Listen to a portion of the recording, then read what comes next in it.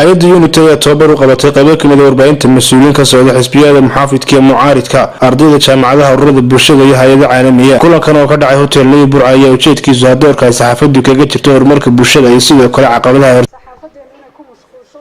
siyaasadda iyo wixii la mid ah maanta halkan waxaynu isugu nimid in maxay ahayd inaynu ogaano wax ka qorano sababta ay horumarka uga shaqeynayso saxaafaddu inaynu su'aal isku weydiino inaynu saxaafadda maxaa la yiraahdaa la hadallo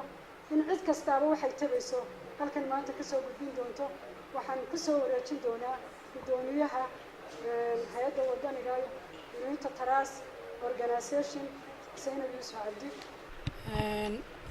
dhammaan ka soo qaybgalayaasha madaane iyo marwooyinba hablihii iyo inamadaba saxaafadan وان سلام يا وحن لي السلام عليكم ورحمة الله وبركاته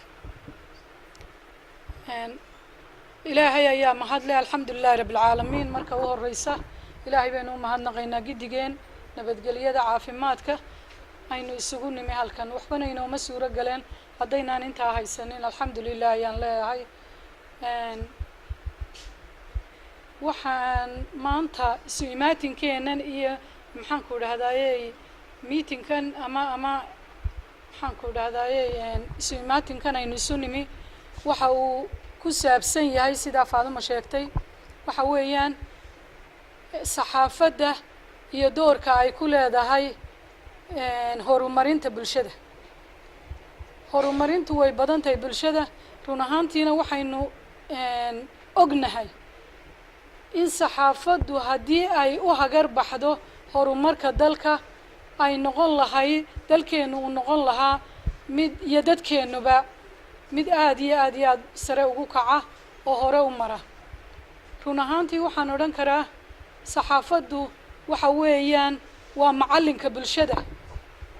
macalinka bulshaduna marba waa sidii uu u tababaro ardaydiisa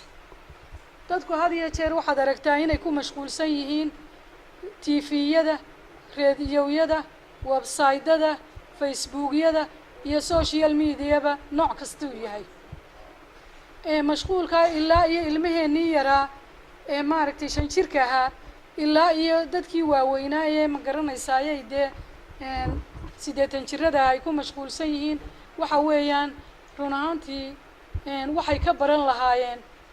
haddaynu nahay dal yar oo soo koraya inaynu maxaan ku dhahdaa haddii miidiyaheenu horumarka ka shaqeynayo waxaynu ognahay inuu wax badan inoo kordhin lahay haddaba maanta halkan ama madasheenan aynu isugu nimi waxaynu isku weydiinaynaa waayo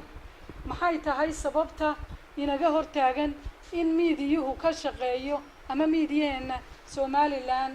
ay ka shaqeeyaan horumarka dalka u badan tihiin miidiyihii iyo ururadii bulshada iyo dadweynihii maxaan ku dhahdaa gobolkaba ay isugu jirtaan in bal maanta aynu ka wada tashano miidiyaha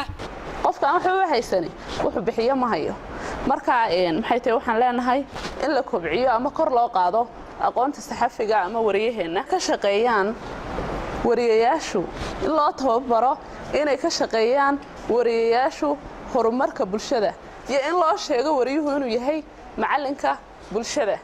imika inay bulshadeenu dhamaanteen waxaanu ka dhawaajinaynaa inay bulshadeenu daawanayso ama loo kala tartamayo TV-ga soo daaya arrimaha siyaasadda arrimaha muranka arrimaha qaylada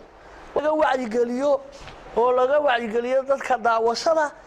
waxa laga wariyayaasha laftoodu inay ka wacyigeliyaan iyo ay arrimaha bulshada iyo dadkuba dadkeenu ma daawadaan TV-yada aan siyaasadda ka sheekay aad waxa dadkeenu ugu qufulan siyaasad